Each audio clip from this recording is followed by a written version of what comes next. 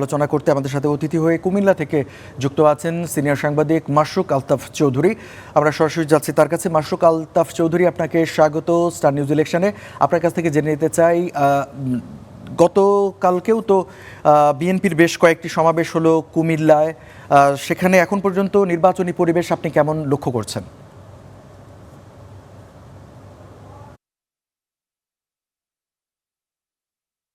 কুমিল্লার তো 11টি আসন।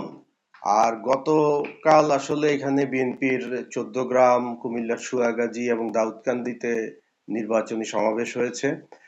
পাশাপাশি এখানকার পরিবেশ বলা চলে যে বেশ কিছু জায়গায় আসলে সংঘর্ষ হয়েছে, যেটা কুমিল্লা 2, হোমনা, তিতাস, 14 গ্রামে কিছু বিচ্ছিন্ন ঘটনা ঘটেছে। তার আগে লাকসামে কিছু বিচ্ছিন্ন ঘটনা ঘটেছে, যেখানে আসলে নেক টু নেক ফাইট হচ্ছে। তার মানে খুব কাছাকাছি অবস্থান নিজেদের মনে করছেন প্রার্থীরা। সেই জায়গাগুলোতে বিশেষ করে দুটো জোটের, একটি বিএনপি জোট এবং জামাত জোট, এবং কোথাও কোথাও বিএনপির বিদ্রোহীরা, যেখানে যেমন হোমনা তিতাসে বিএনপির বিদ্রোহী প্রার্থীর সঙ্গে বিএনপি প্রার্থীর সংঘর্ষ হয়েছে।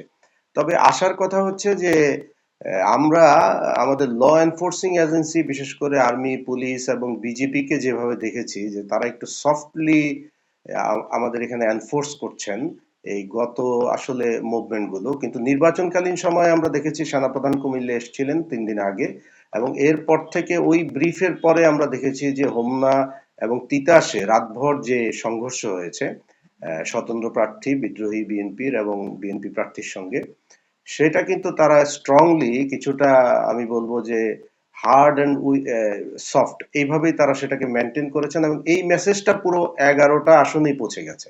এবং এতে 14 গ্রামে যে টেনশনটা বিরাজ করছে, সেখানে জামাত প্রার্থীর সঙ্গে বিএনপি প্রার্থীর এই টেনশনটা আমরা দেখেছি বাকযুদ্ধ পর্যায়ে আছে, এবং গত 2 দিন আগে অফিস ভাঙচুরের মতো ঘটনাও ঘটেছে। তো সেই জায়গাগুলো আমার মনে হয় যে মেসেজ পৌঁছে গেছে যে আইন শৃঙ্খলা রক্ষাকারী বাহিনী কঠিন আছে, অ্যাডমিনিস্ট্রেশন কাজ করছে, নির্বাচন কমিশন কাজ করছে। তারপরও আমার মনে হয় যে আরো যত নির্বাচনের দিন ঘনাবে, যত বেশি উত্তাপ উত্তেজনা বাড়বে, ততই এই জায়গাগুলো তৈরি হবে। আবার পাশাপাশি কুমিল্লা 4 দেবিদ্বারে মনোনয়ন বাতিল হয়ে গেছে বিএনপি প্রার্থীর, সেখানে হাসনাত, এনসিপির হাসনাত সুবিধাজনক অবস্থানে আছেন। সেখানেও আমি বলবো যে এক ধরনের একটি টেনশন আছে। তারা সেখানে জোটের কোনো প্রার্থী, গণ অধিকার পরিষদের ট্রাক প্রতীকের একজন প্রার্থী আছেন, তাকে সমর্থন দেবেন কিনা আনুষ্ঠানিক ঘোষণা আসেনি। আবার একই সঙ্গে আমাদের নাঙ্গলকোটের, সেখানেও বিএনপির যে মূল প্রার্থী গফুর ভুঁইয়া, তিনি কিন্তু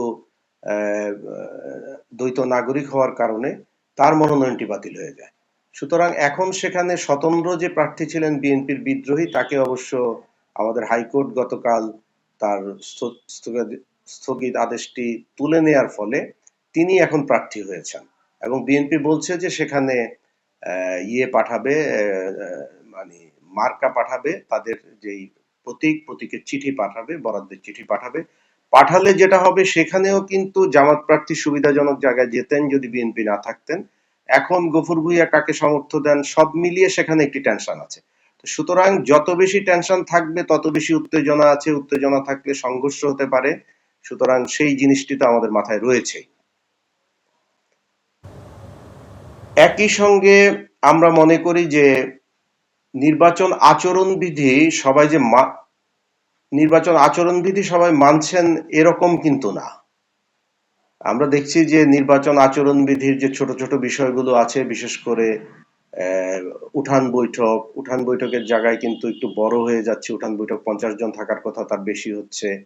এবং যে ধরনের প্রচারণা চালানোর দরকার দুপুর 2টা থেকে রাত 8টা পর্যন্ত, সেটাও কিছু কিছু জায়গায় মানা হচ্ছে না।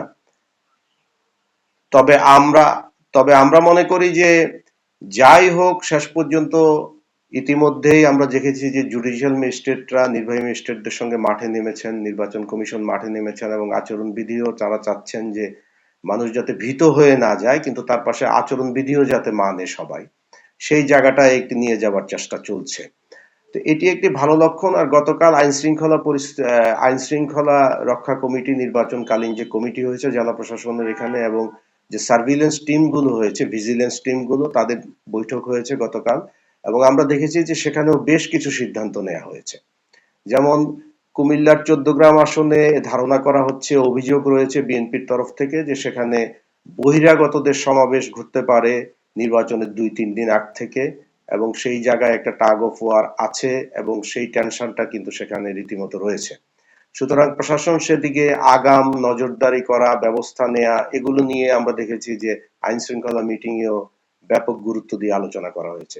একই সঙ্গে সব আমাদের 11টা আসনের যতগুলো কেন্দ্র আছে সেই কেন্দ্রগুলোকে, আপনারা জানেন যে নির্বাচন আসলে সেগুলোকে সাধারণ কেন্দ্র, গুরুত্বপূর্ণ কেন্দ্র, অতি গুরুত্বপূর্ণ কেন্দ্র, আগে যেগুলোকে আমরা ঝুঁকিপূর্ণ কেন্দ্র বলতাম সেগুলোকে গুরুত্বপূর্ণ এবং অতি গুরুত্বপূর্ণ কেন্দ্রে বিভাজন করে সেখানে আমাদের নির্বাচনের আগ থেকেই ডেপ্লয়মেন্ট বাড়ানো ল এনফোর্সিং এজেন্সির, এবং সেগুলোকে গুরুত্ব দেওয়া, স্ট্রাইকিং ফোর্স বাড়ানো, সেগুলোর ব্যাপারেও আইন শৃঙ্খলার মিটিং এ আলোচনা হয়েছে।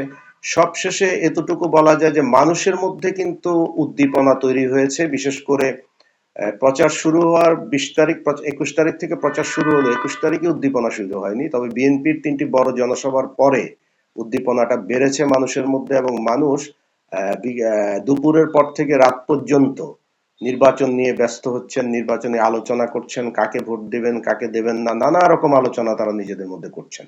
যদিও দুটো জোট, একটি হচ্ছে বিএনপি জোট আর একটা হচ্ছে জামাত জোট, এই দুটো জোটই প্রার্থী রয়েছে এখানে। এর বাইরে জাতীয় পার্টির কিছু প্রার্থী আছে, সব আসনেই বলা চলে ইসলামী আন্দোলনের প্রার্থী আছে, খেলাফত মজলিসের প্রার্থী আছে, সর্বোচ্চ 10 জনও আছেন, কোথাও কোথাও 4 জন আছেন, 5 জন আছেন।